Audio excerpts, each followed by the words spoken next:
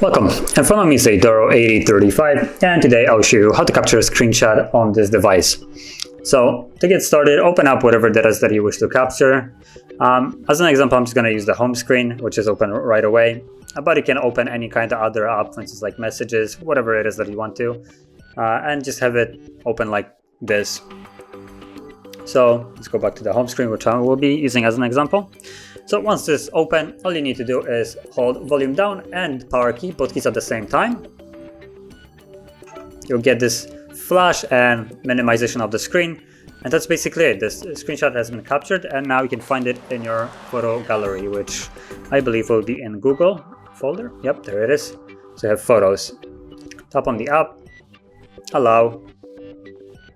Now allow only appeared for me because I am opening this up for the first time. Keep off, doesn't really matter. And from here you have a section called screenshots, as you see right now. So I'm actually gonna go in here, and I'm guessing my screenshot is right at the bottom under today. And this is basically what I captured the home screen. So as you can see, there's actually quite a lot more screenshots in here, which have been captured by someone else. But yeah, that is how you would capture a screenshot. And if you found this video helpful, don't forget to like, subscribe, and thanks for watching.